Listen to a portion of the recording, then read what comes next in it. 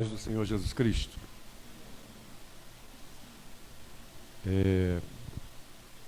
Vamos abrir o livro de Romanos, capítulo 5, do versículo 12 ao versículo 21. Romanos, capítulo 5, do versículo 12 ao versículo 21. Diz a palavra de Deus. Portanto, assim como por um só homem entrou o pecado no mundo, e pelo pecado a morte, assim também a morte passou a todos os homens, porque todos pecaram. Porque até ao regime da lei havia pecado no mundo, mas o pecado não é levado em conta quando não há lei. Entretanto, reinou a morte desde Adão até Moisés, mesmo sobre aqueles que não pecaram à semelhança da transgressão de Adão, o qual prefigurava aquele que havia de vir. Todavia, não é assim o dom gratuito como a ofensa. Porque se pela ofensa de um só morreram muitos, muito mais a graça de Deus e o dom pela graça de um só homem, Jesus Cristo, foram abundantes sobre muitos. O dom, entretanto, não é como no caso em que somente um pecou, porque o julgamento derivou de uma só ofensa para a condenação, mas a graça transcorre de muitas ofensas para a justificação. Se pela ofensa de um e por meio de um só reinou a morte, muito mais os que recebem a abundância da graça e o dom da justiça reinarão em vida por meio de um só, a saber, Jesus Cristo. Pois assim como por uma só ofensa veio o juízo sobre todos os homens para a condenação, assim também por um só ato de justiça veio a graça sobre todos os homens para a justificação que dá vida. Porque como pela desobediência de um só homem muitos se tornaram pecadores, assim também por meio da obediência de um só muitos se tornarão justos. Sobreveio a lei para que avultasse a ofensa. Mas onde abundou o pecado, superabundou a graça, a fim de que, como o pecado reinou pela morte, assim também reinasse a graça pela justiça para a vida eterna, mediante Jesus Cristo, nosso Senhor.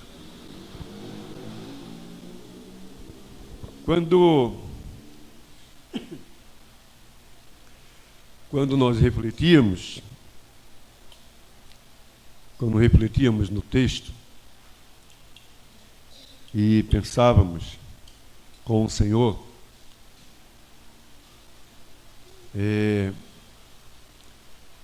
eu passei a olhar para a morte como algo assustador. A morte é assustadora. Não tem como pensar diferente dela. O medo que assola o mundo por causa do que é dito hoje, quando falamos do conflito, do possível conflito nuclear. Muitos me ligam e muitos me perguntam: olha, o que vai acontecer? A morte é assustadora. Não tem como não ter medo da morte. A morte, ela não bate à porta. Ela entra sem pedir, sem permissão. Ela é invasora. A morte, ela é terrorista em tempo de paz. Ela aterroriza a todos nós quando enfrentamos, quando passamos por ela. ela é dolorida quando vivemos o riso em nossa alegria. Quando vivemos a felicidade, ela dói.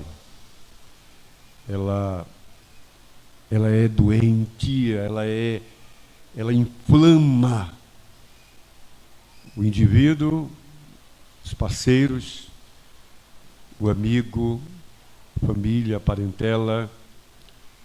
Ela é doentia. A morte, ela afoga a alma, ela sufoca a alma, ela traz a todos nós, o poeta já dizia, um mar de lágrimas. Quando esperamos, muitos de nós não suportamos a dor. Ela é angustiante. Ela é angustiante. Então, morrer não é bom. Morrer não é bom. Quando me perguntam se eu quero morrer, eu digo não. Se eu estou preparado, eu digo sim.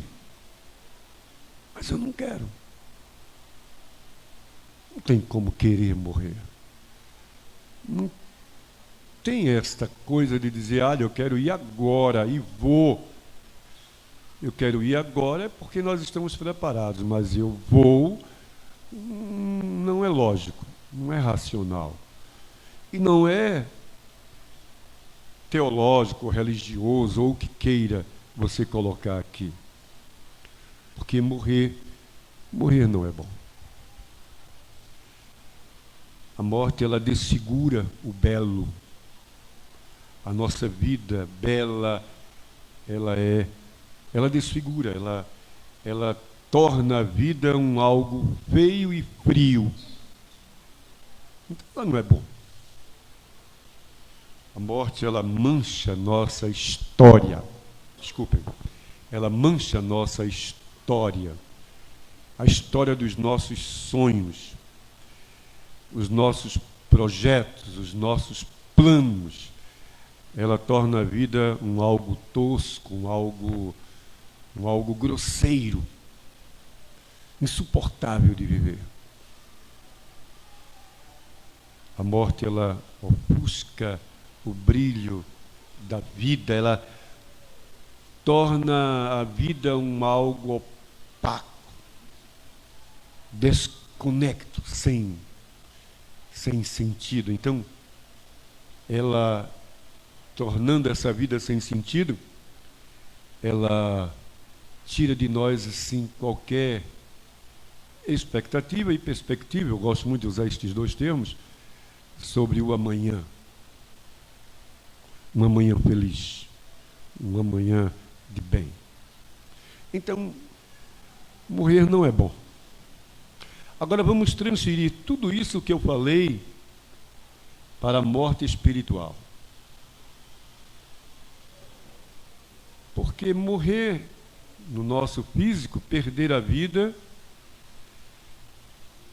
como cristãos, temos a certeza de uma manhã.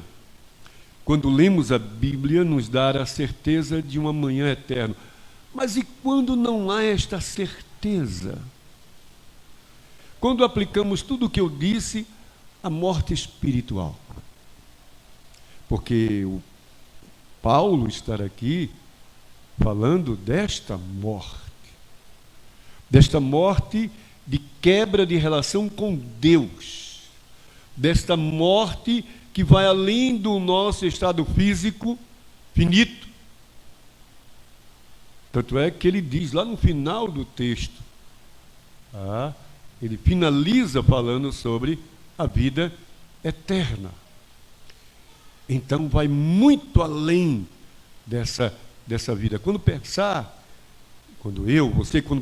sobre a morte, devemos pensar sobre muito além desse nosso estado. Um estado muito mais avançado. Era isso que Paulo queria que a igreja entendesse. O que aconteceu com Adão foi a morte espiritual. Vamos ser mais simples, mais direto, mais claro. Adão morreu para Deus. O que é isso, pastor? Adão morreu para Deus. Na competência de Deus, evidentemente, ele supriu a necessidade de Adão e aí providenciou meios para que Adão se aproximasse, voltasse a uma aproximação, mas naquele momento do pecado houve morte espiritual. E essa morte, quando Adão andava com Deus, quando ele ouvia Deus, e mais ainda, irmãos, quando ele conversava com Deus, ele tinha uma relação com Deus. Adão era, pensei assim, era uma espécie humana criada para ser perfeito e viver para sempre. Ontem conversava com um jovem e ele queria entender sobre essa questão da vida e eu dizia, olha, nós não fomos mais ou menos assim criados para a morte. Foi uma conversa legal, boa. Não fomos criados para morrer. E quando eu digo morrer, eu vou novamente trago aqui a ideia do que o Paulo está querendo falar em Romanos capítulo 5, 12 e 21, a 21. A morte espiritual. Não. Fomos criados como uma raça perfeita. Ai. Porque a ideia de Deus, quando criou e colocou o homem no jardim, eu dizia para ele, era para que este homem aprendesse a ser o administrador do mundo. Que legal! Ele queria muito mais do homem. Mas, infelizmente, a morte acendeu a vida daquele homem e esta morte foi sufocante a vida. Paulo, ele é claro em dizer em Romanos capítulo 5, 12 a 21, e percebemos isto, que há um problema aqui. Olha, gente, olha a igreja, há um problema, a morte. E esse problema, a morte, é por conta do que ela é em si, na sua extensão, no seu domínio. Mas há um problema para a morte. Paulo diz aqui. E na minha interpretação, e esse problema é a sua derrota.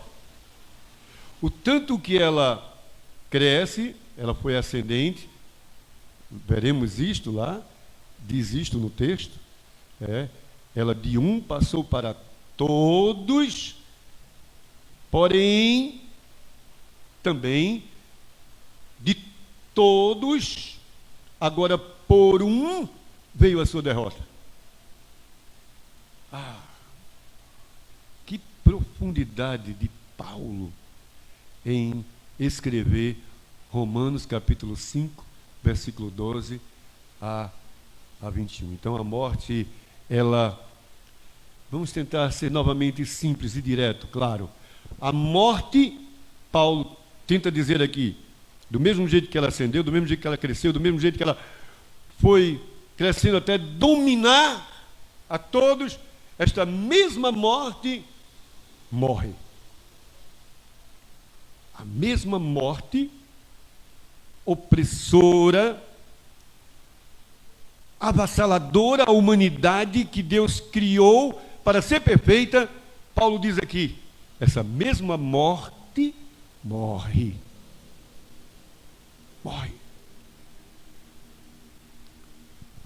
Com a morte da morte, olha aí, Monteirinho redundante de novo, né? Com a morte da morte, eu pensei, agora passa a existir um reinado. Então eu quero falar sobre o reinado da vida, ainda que eu fale também da morte, descrita por Paulo. Mas a morte da morte provoca o reinado que quebra, que é desfeito, o reinado da morte, e Paulo diz isto no texto, agora dá lugar a um outro reinado, ao reinado da vida.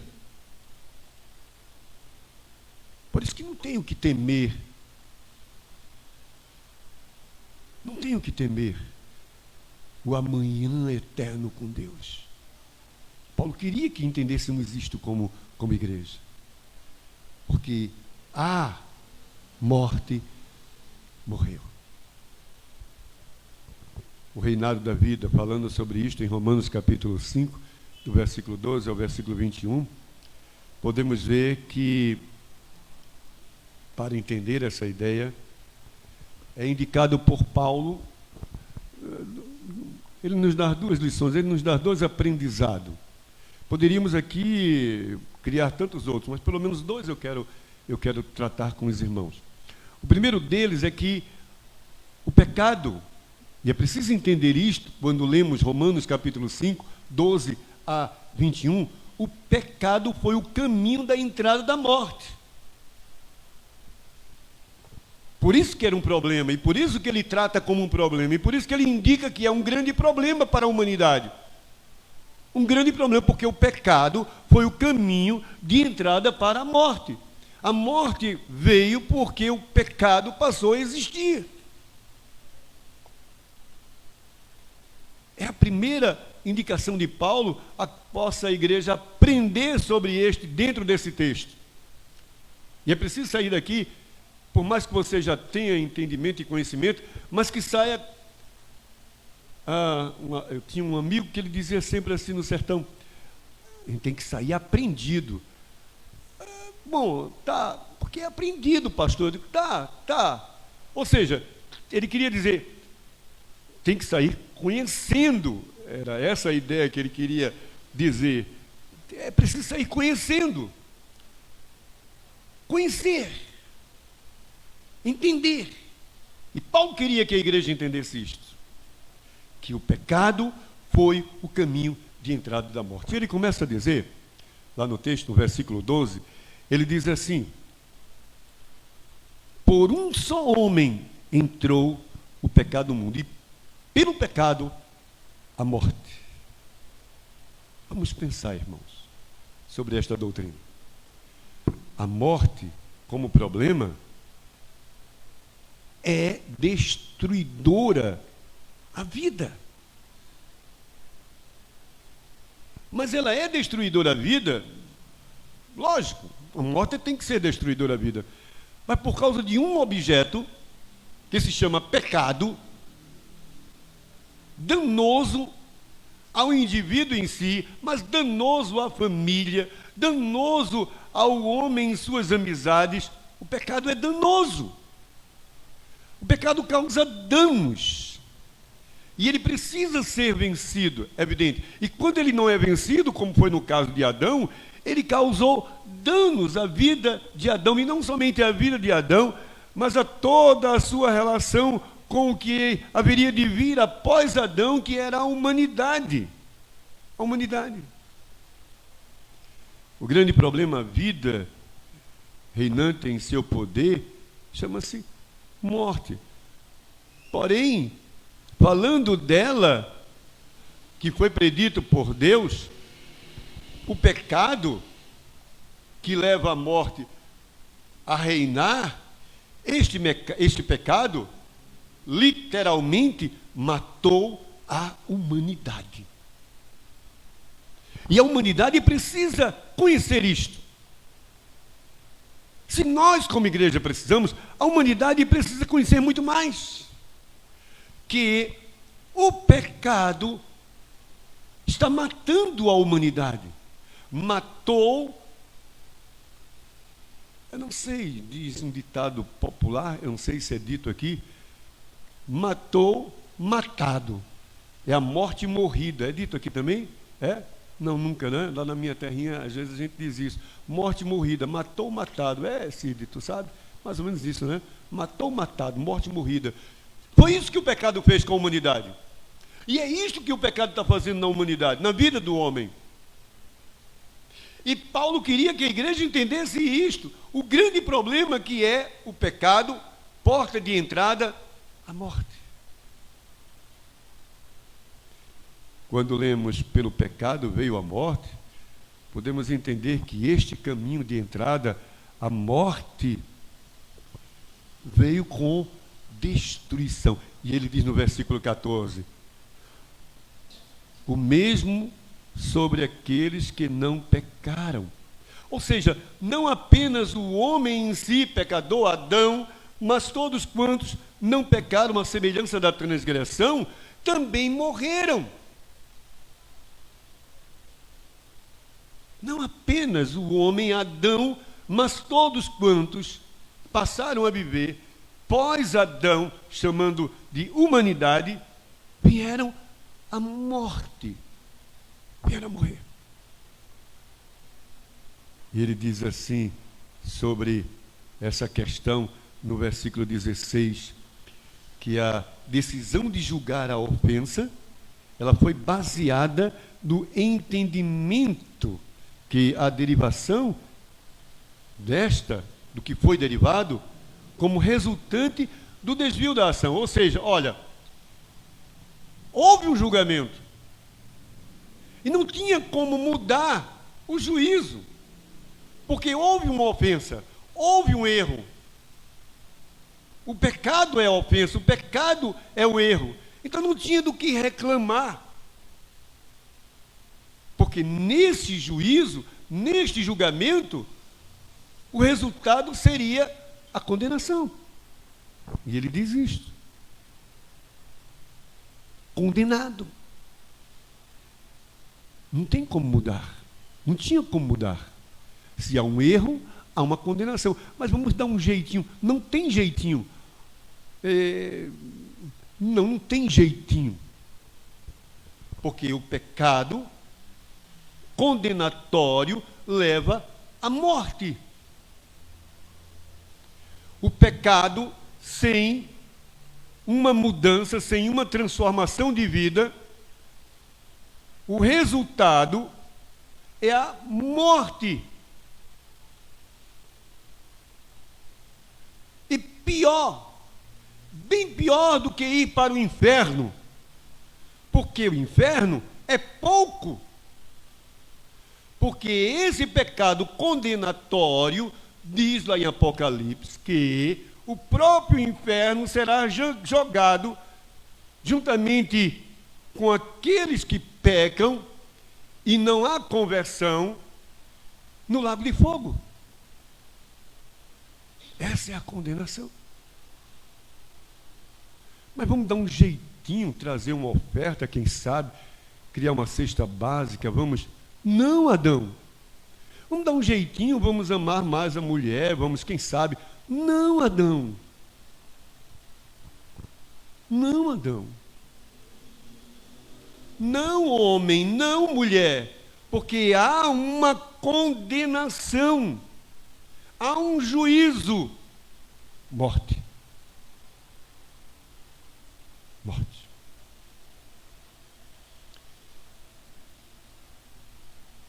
No versículo 17, a parte A, ele diz assim: pela ofensa de um, e por meio de um só, reinou a morte. Terrível. Não é ser religioso, não é ser desta lei ou daquela outra lei, não é ter, não. Não. O pecado, ele é condenatório, e por causa de um, reinou a morte.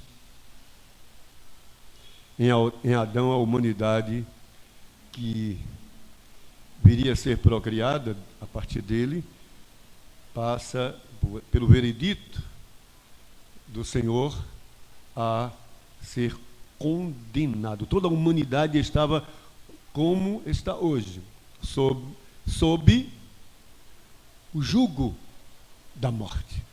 por causa da condenação imposta. Ela está sob o jugo da morte. Terrível. A morte reinava e precisava ser. Paulo diz aqui no texto, ele indica nessa ideia aqui dele, olha, a morte reinava e era preciso ser desfeita o seu reinado. E não era qualquer um que podia desfazer, não era qualquer ação por força da lei, por causa da sua bondade, eu sou bonzinho, eu posso ser bom, não. Não funcionava, não funcionou. Não funcionou. A morte reinava e precisava ser desfeita o seu reinado. O pecador, em sua ofensa, ele carecia de perdão. Mas um perdão não superficial. Ei, pastor, me perdoa. Ei, sacerdote, me perdoa. Ei, seu padre, me perdoa. Não é isto. Ei, meu irmão, me perdoa. Não é isto. Um perdão libertador das algemas, um perdão libertador das cadeias. A humanidade precisava deste perdão. A sua ofensa, ou a ofensa de um que passou a todos os homens, carecia de perdão. É isso que Paulo nos ensina aqui. Então Paulo ele registra também no texto que Jesus veio substituir a figura de Adão. Por isso que ele deixa claro isso. Nem Moisés conseguiu. Apesar que ele era um tipo do que viria a ser o Jesus. Ele está conduzindo essa ideia. Mas, na verdade, este perdão da ofensa de um que passou a todos os homens, só Jesus Cristo. Cristo foi este substituto. Por um ato sublime de entrega, não vamos esquecer isto, é essa a ideia que ele está dizendo aqui. Por um ato sublime de entrega, por melhores que sejamos, não somos suficientes a suprir a nossa necessidade de nós mesmos, imagina do outro. Mas por um ato sublime de entrega, houve assim o livramento do homem. O reinado da morte é desfeito para que haja agora o reinado da vida. E quando eu digo isto, em Romanos capítulo 5, versículo 12 a 21, falando sobre esse reinado da vida, dizendo que o Cristo veio para substituir, neste ato de justiça dele próprio, eu digo então que o reinado da morte é vencido pela vida. O reinado da morte é vencido pela vida.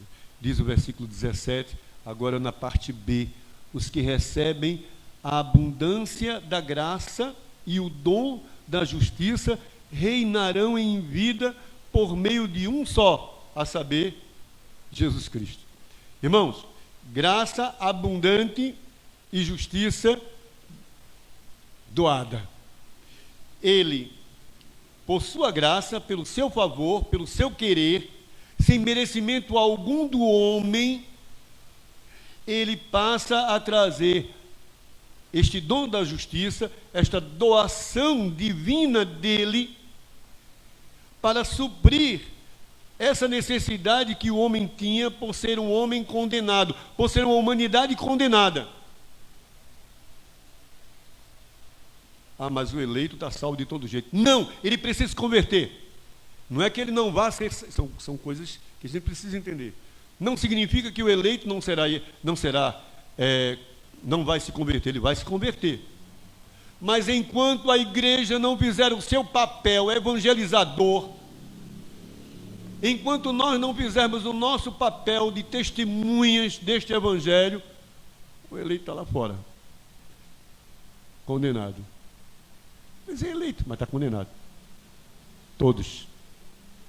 Ele precisa que a morte seja, a condenação da morte, a maldição da morte seja quebrada na sua vida e passe a vida a reinar nele, por Cristo Jesus. Por Cristo Jesus. Não existe bonzinho, irmãos. A graça abundante e a justiça doada por Deus. Paulo diz com isto que o homem em Jesus Cristo recebe o benefício da sua justiça. Olha que legal. O homem, a humanidade, ou o eleito nesta humanidade, passa a receber, você, nós, passamos a receber o benefício da justiça de Cristo. Benefício. Fomos beneficiados. Somos beneficiados, é isso que diz o texto. Deus, em seu favor, sem merecimento algum, Ele dá, por conta do ato de justiça de Cristo, o veredito dele é que o homem não mais morrerá. Não há mais morte. Este foi o veredito dele. Não há mais morte. Não haverá mais, a condenação é retirada de sobre o homem. O homem não estará mais sob o domínio da morte, sob a opressão da morte, sobre o terror da morte, sobre a morte em sua capacidade de desfigurar a vida. Não. Não mais. Porque eu estou, no meu veredito, dizendo que o homem está livre da morte. Ele agora é devolvido por meu filho ao convívio comigo. Por isso, irmãos, que não há como você duvidar da vida no amanhã. Se Deus permitir, quem sabe. Não! Se você crê neste Jesus Cristo, neste ato de justiça dele, não tem como duvidar. Não há como duvidar. Não há do que temer. Porque o ato de justiça, diz Paulo, neste livro de Romanos, nessa carta de Romanos capítulo 5, do 12 ao 21, ele deixa claro que agora este homem, por força deste ato de Cristo, ato de justiça de Cristo, este homem está livre da condenação. Livre da condenação. Paulo diz, então, que é retirada do homem a responsabilidade do pecado. Se Adão, o primeiro, ele coloca a responsabilidade do pecado sobre seus ombros, os ombros da humanidade, agora Cristo, o segundo Adão, vai lá e arranca, extirpa, arranca, desfaz o poder da morte. O dom é justamente o recebimento desse livramento da condenação. A justiça de Deus não mais impõe a morte ao homem. Não mais impõe a morte ao homem. E eu chego no versículo 18, quando ele diz assim, olha, veio o juízo sobre todos os homens para a condenação. Mas ele diz também, esse mesmo juízo que veio para todos os homens para a condenação, por um ato de justiça, veio a graça sobre todos os homens para a justificação que dá a vida. Se veio o juízo a todos por um ato irresponsável de Adão, agora veio também a todos por um ato de responsabilidade de Cristo, agora o livramento da condenação. No ato de Cristo houve então uma argumentação. Eu procurei um dos comentaristas, esse pensamento aqui não é meu, é de um comentarista legal. Ele disse assim, olha, no ato de Cristo houve uma argumentação satisfatória a que Deus liberasse perdão. Achei Eita, ele foi longe, foi alto, foi longe demais. No ato de Cristo houve uma argumentação satisfatória a que Deus liberasse perdão. O ato de justiça de Cristo foi o argumento suficiente, satisfatório, ímpar, para que Deus olhasse e aí, em seu juízo, deliberasse perdão ao homem. Em Cristo, por seu ato, a humanidade, então, ela é declarada justa, ela é declarada favorecida à vida. O homem Adão, no versículo 19, diz que ele veio por desobediência. O homem Jesus veio por obediência. Então, a obediência de Cristo gera vida. No quanto a desobediência de Adão gera a morte ao homem ou à humanidade, agora a obediência de Cristo gera vida ao homem. Que legal! E esta vida gerada pela obediência dele neste ato de justiça não nos permite pensar uma, duas, três vezes se somos salvos. Eu insisto, se somos salvos ou não. Se cremos, não tem do que temer. Não tem do que temer. Romanos 5:20 é claro em dizer que o pecado ele foi abundante, sim. Procurei entender essa questão do ser abundante, ou seja, extremamente danoso. O pecado foi abundante, diz no versículo 20. Ele diz assim, sobreveio a lei para que abundasse a ofensa, mas onde abundou o pecado, ele foi abundante, ou ele foi extremamente danoso. Essa é a ideia. Porém, ele diz na continuação do versículo, mas onde abundou o pecado, superabundou a graça. Aí o que o Paulo está querendo dizer aqui? Olha, mesmo sendo o pecado extremamente danoso, a graça, o favor de Deus ao homem, ela superabundou, ou seja, ela foi muito, essa é a ideia no original, ela foi muito, muito mais excelente. Que legal. Foi danoso em sua abundância o pecado a trazer a morte? Isso não é um problema mais, porque com Cristo o seu ato de justiça foi muito, muitíssimo excelente. Essa é a ideia que Paulo quer trazer para todos nós.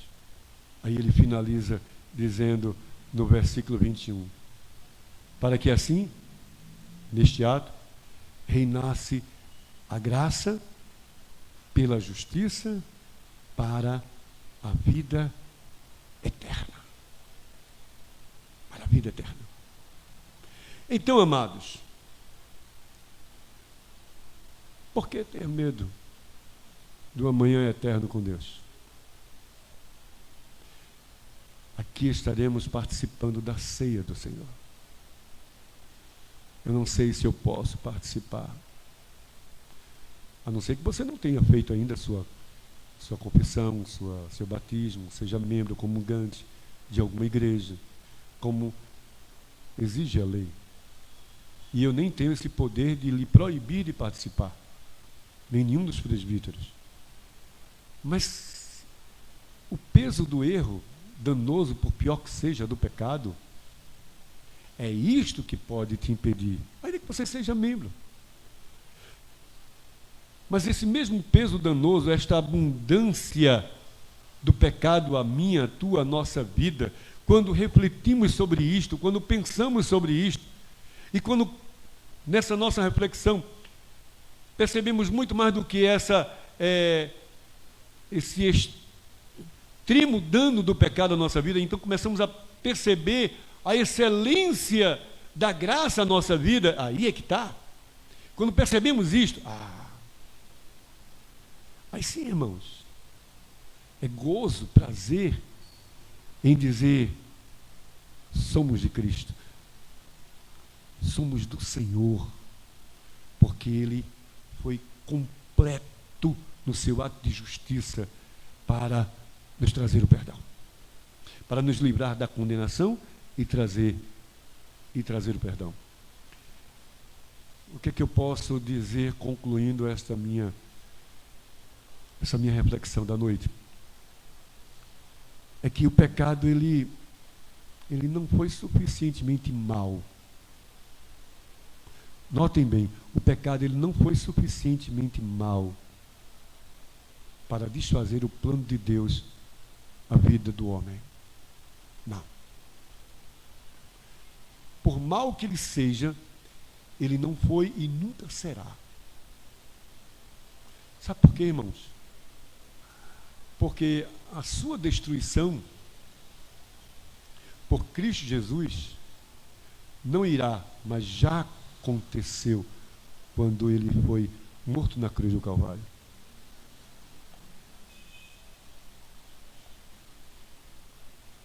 Com o ato de justiça de Cristo, a morte morreu.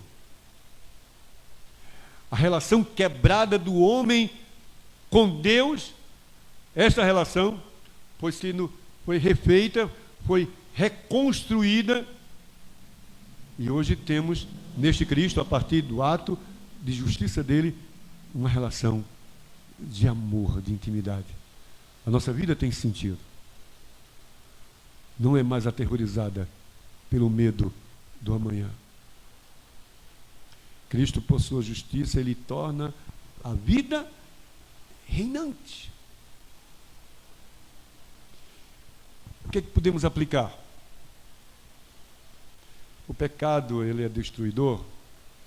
Então, se ele é destruidor, e eu creio, como diz as Sagradas Letras, por que vivê-lo?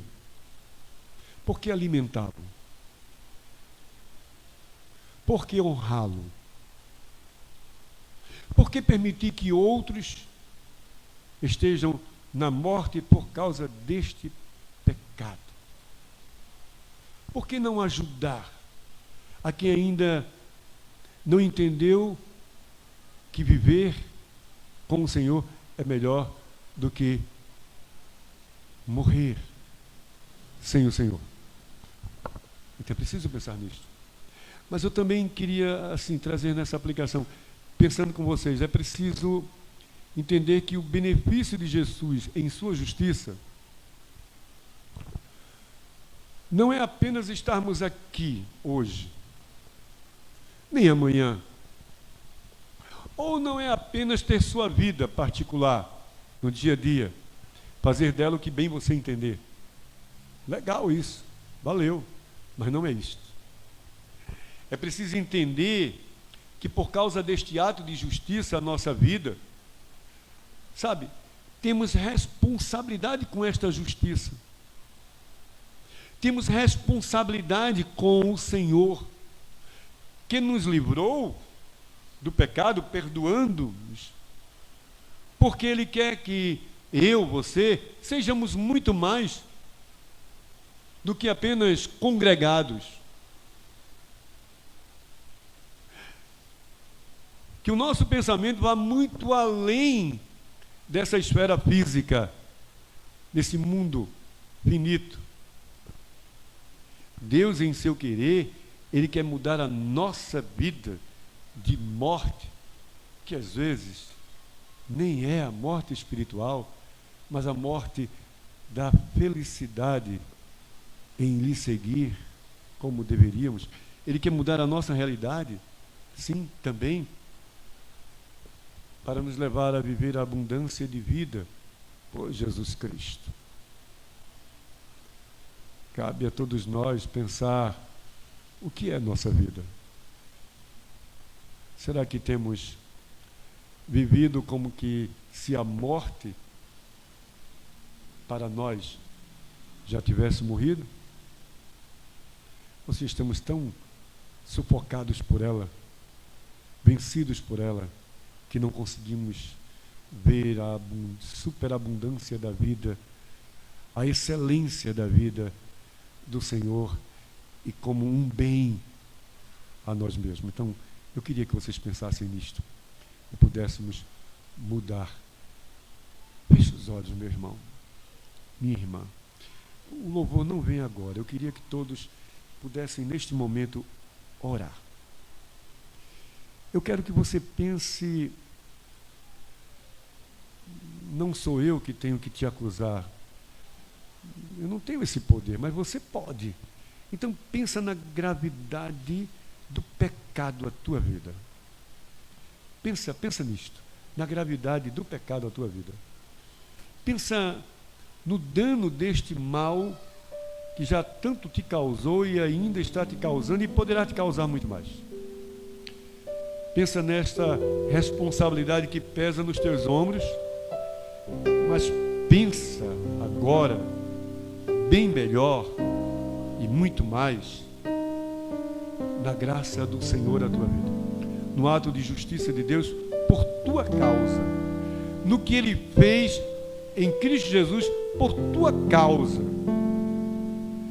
Ele não mudou a sua verdade, Ele não desfez o seu querer, mas a este querer que foi como imposição por causa do pecado que trouxe a morte à humanidade, neste querer Ele quis mudar a tua vida e fez por Cristo. E fez por Cristo. Por isto Cristo morreu. Por isto que Cristo substituiu. Foi um substituto bem melhor do que nós mesmos, por exemplo.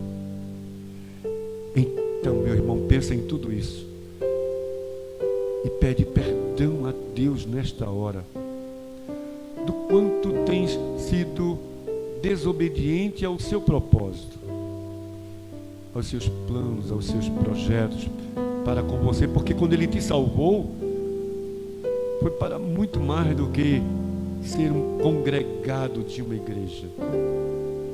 Ele te salvou para que você desfrute da vida, do bem da vida, do gosto da vida, do prazer, do belo, do brilho desta vida. Então, diz isso para Ele: Senhor, muda-me esta vida opaca, sem brilho, sem gosto. Diz isso para Ele, fala você. Tira de mim este gosto amargo da vida. Tira de mim essa sensação de que nada dá certo e nada vai dar certo. Tira de mim. Começa a falar isso para Ele. Começa a dizer o quanto você quer esta abundância à tua vida, superabundância à tua vida. Começa a dizer isto.